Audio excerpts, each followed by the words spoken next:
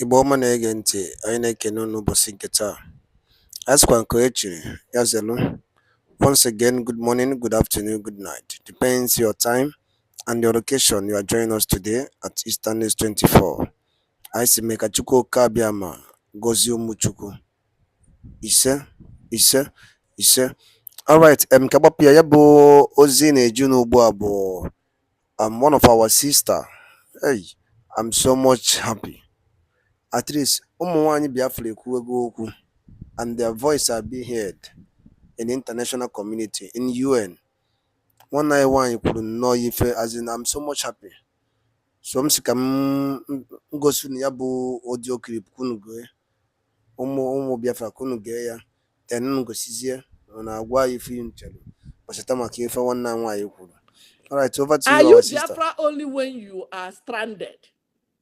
Check the pages of all those people you see today shouting in Sudan, shouting anywhere they are. We sent somebody home from America the other day. No na emeziko onye ihe na-apụ. Nwe onye ma na ojereje nwa solu ndị America nwa ọgbana. Ọ ga-alụ ha, ọ ga-agalụ gị. Who do you have? Also gijide blue passport, also gijide red one, also gijide any passport, you are everywhere. Mbiambia bụ mbiambia. Onye mbiambia ka ịbụ. Mbọsọ ọsọ ga-esu enye anyị nche ọsọ. Mbọsọ ha kunite kịta asị onye ọbụla na-abịa ha ịna ma gị nwa ji biri ma onye ji red. Thank you for sharing. Thank you for joining. These people that you see today shouting, they were one time singing One Nigeria, but because they have problem today, they now remember to call for help. They remember they are Biafrans. Oh boy, we don't have time for people like that. Thank you for sharing. We have widows, widowers. We have people, mothers, orphans that need help. On that, I get good luck and obo ebonye siri. Obo bozu mulaya ejechija akwa. Obo bozu mulaya ejechija akwa. Obo bozu ebe igudari tie ya haya. They are stranded today. They remember Simon. Like in Kenke, ha go see Simon no send the mad. Simon ekpa PM is PM for Biafra people. Obo ho for onye na shout to idiot. O say tie he cheta na Simon bụ nwanne ha. Na ndị IPOB na ha bụ IPOB. Go to their pages like the one that came to my wake me up today with naked body. Some of you, what they are doing, I can see pictures. I took him 4 pictures. I gave him, thank you, Clement. I gave him some time to monitor his page. Some of you who know you are hiding somewhere, enjoying. Go to www.ipobinusa.org/donate. Buy granite for our boys. You cannot do it. You will be waiting until you start shouting. You start calling for help. We need help. Biafra, we are Biafra. Tell Biafra, tell Simon Ekpao, tell this one, tell that one. Good evening, one name. Tell Simon, call this one. Simon is too busy. Simon is too busy for Nding Kurumiri. We have orphans back home. We have people that are dying on daily basis. We have widows and widowers. Folani bugolo omoha. Busisie di abu omoha. Look at Nonyanka. Today on a hating. Today on a hating. Makole Jirigona. Go to his page now. You will never ever see him.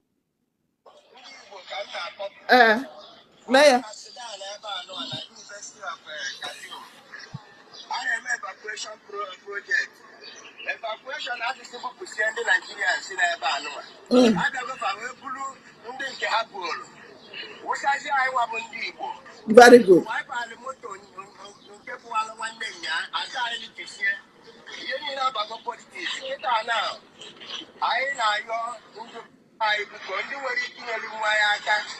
When I want to APC from one of Firona, Gamana, I thought that formerly you got from the woman will go out and I never anụ aka na news a na-aga na-ebunaga anyị anyị anabeghịkwe anyị ka ọsakwa ebe a dịka anyị na-akpọ ndị dị ka atụ eze n'ugbu a kpọba ha Peter Obi kpọba ha kpọba ma Peter Obi kama unu edistọb na Simon Ekpa, because somebody, why I'm saying this, somebody brought the case to Twitter. When we were on Twitter, we were live on Twitter, somebody was saying it, that hey, no, because we have our brothers and sisters trapped in Sudan. Thank you for sharing, thank you for joining.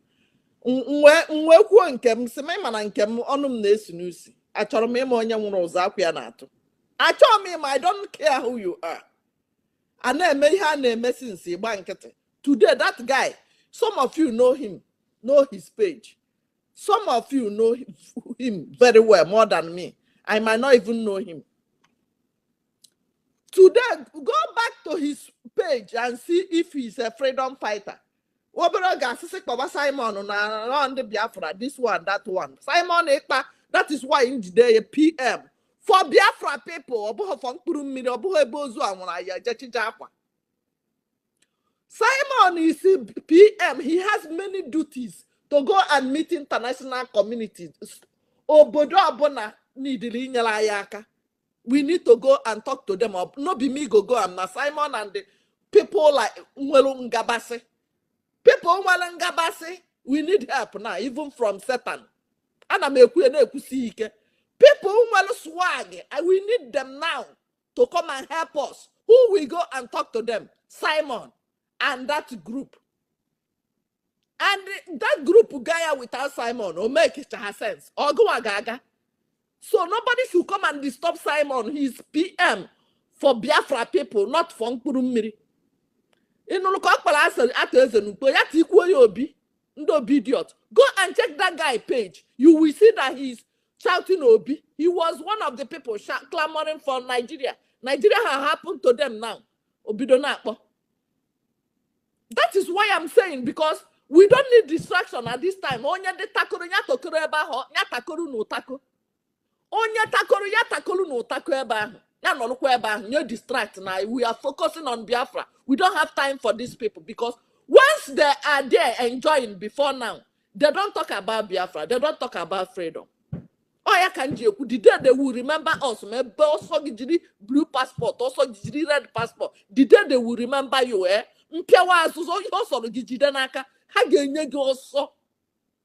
If you don't love yourself, nobody will do it. Cherish your life before other people will love you. Take that person now. Also, you are in Canada today. You are in America, in London, Asia, Europe, anywhere you are, even Cotonou. You are not talking. You have never donated to IPOB in USA.org/donate. You have no receipt, evidence that you've paid so and so. Then distract. I think we have time. Simon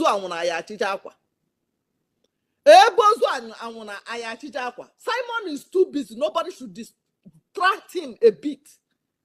Makampia wazu. I Ada Biafra from Chicago. Ganyonya hekpa. Onya Akita and many others. Ndi feeling have arrived. I am saying it because some students are in America now. They will not start speaking up in Canada, in Europe, anywhere you are.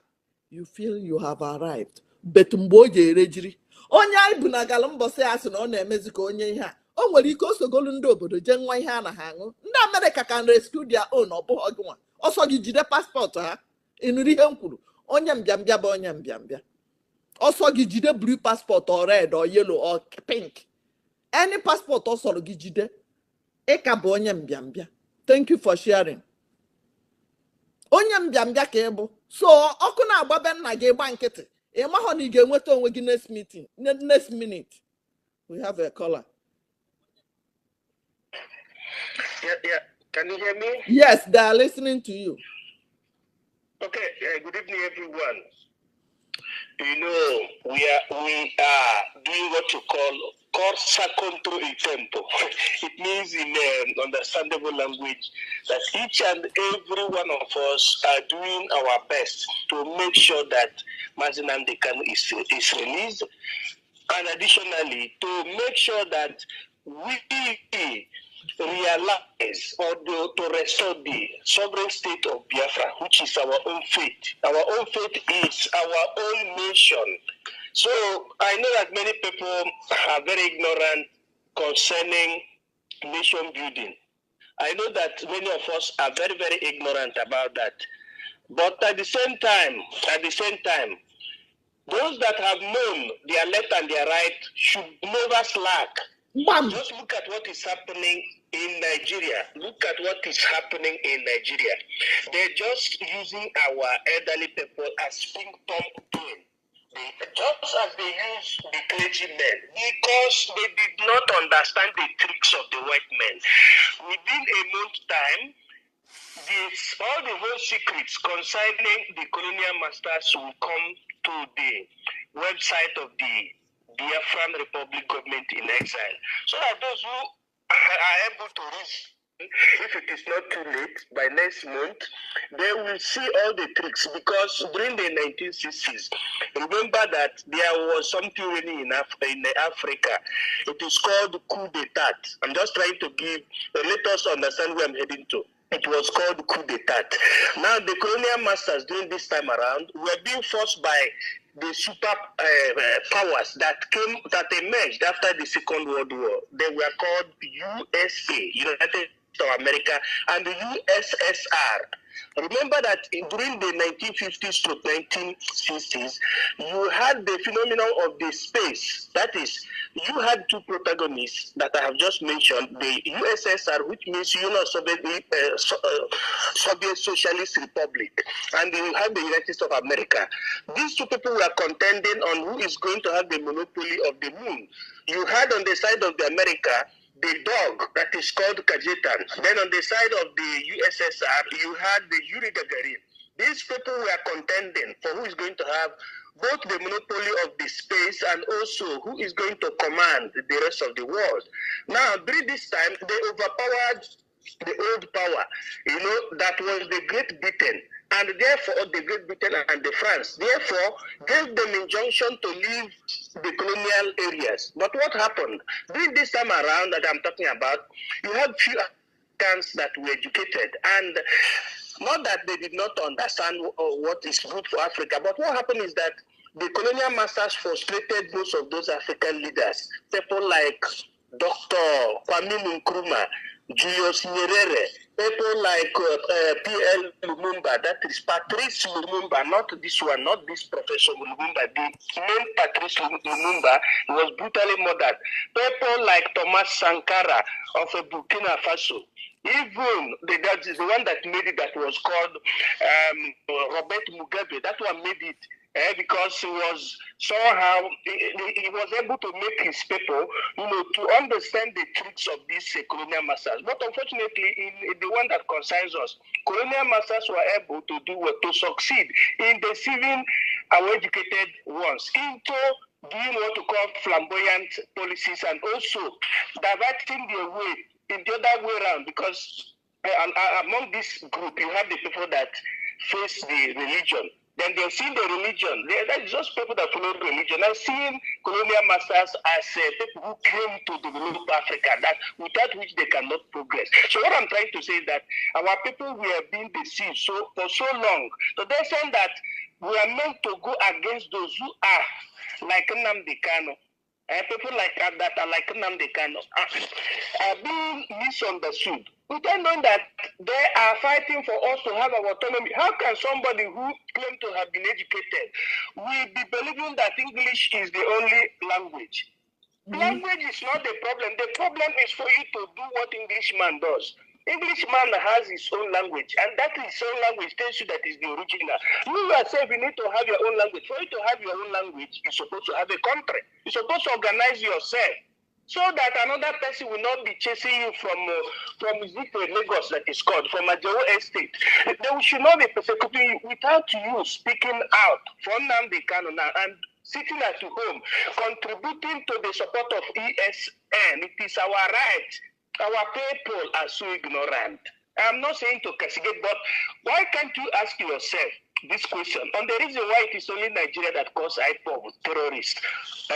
But America, the whole America, as democratic as it is, gave the government house where we built the bridge. Bridge means Biafra Republic government in exile. It is there they are there in every country. It is in Italy, it is in France, it's everywhere. Why don't you ask yourself the mystery behind the fact that this advanced world, who's supposed to be the number one to say, this is a bad organization, they are the one that supports IPOB. It is only our people that, even though some are in America, they are ignorant about what the call nation building and the real politics, because there is a difference between spoiled politics and the real politics.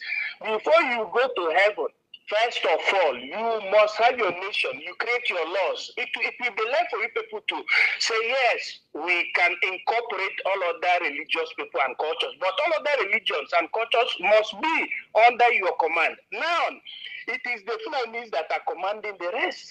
And our people didn't know that all their religious freedom is just a waste of time. You don't have freedom, because when they want, they remove that license from you that you are using to be doing Kobe or to be doing Pastor Chigo without even minding that talk, noticing that your forefathers had their religion, just like the forefathers of Asians had their own religion and they maintained it. The forefathers of America had their religion and they maintained it. And they are giving you small change of the religion. You know the guy, Matthias Ezekri is fighting Christian. Who tells you that he's fighting Christian? Matthias Ezekri is telling you, follow due process. Don't mind them. You will see them. Yeah, you will see them trying to call police. No, Matthias says there to tell you, don't call police, call the Holy Spirit.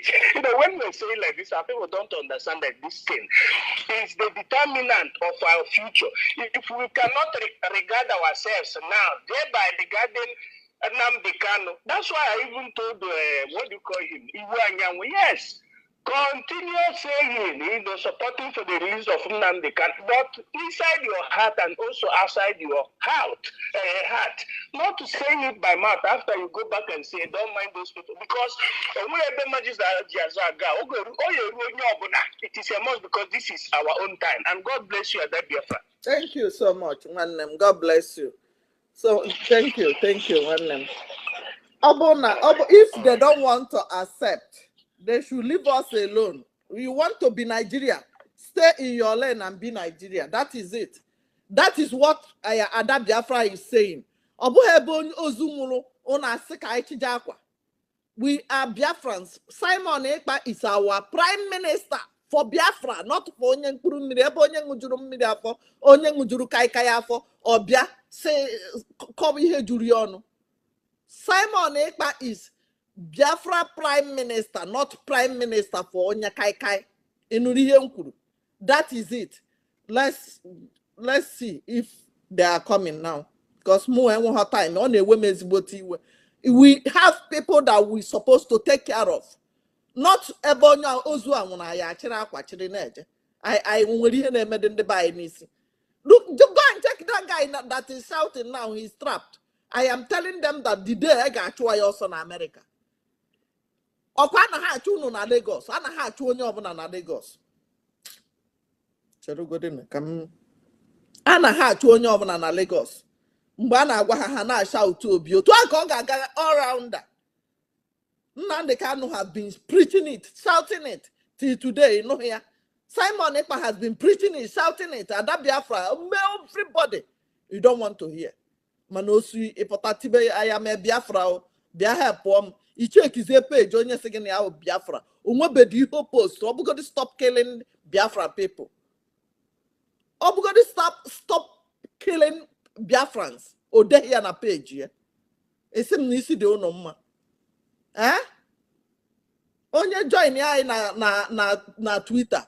Ya I suggest is na ihe mmadụ aghọta ha. Ka I take good care of onye nwụrụ anwụ, onye dị ndụ ka na agba first. Onye dendo bal first. That is it. We don't have time for Ndinkuru Mmiri. na ihe a na-asụ ụmụnne gị akwụ. You didn't contribute anything on www.ipobinUSA.org/donate. You must go there. Have your receipt. Ọ bụrụ na o ji receipt kịta pụtasị abụkwa m IPOB o, biko no help me o, I've contributed to IPOBinUSA.org. Okwenedi. Ọ na-eriju nri afọ, ọ na-ese ndị ego home before now. So what happened? Kedu ihe menụ? Kedu ihe menụ since ahụ ọ nọrụ gba nkịtị? Ọ ihe nna ajụ. Why o ji gba nkịtị oluo to o cheta na o nwere ndị nwanụ, na o nwere mmụọ na mmadụ? Hapụnụ m aka na ezigbote iwe na-ewe. Good evening, I see everybody.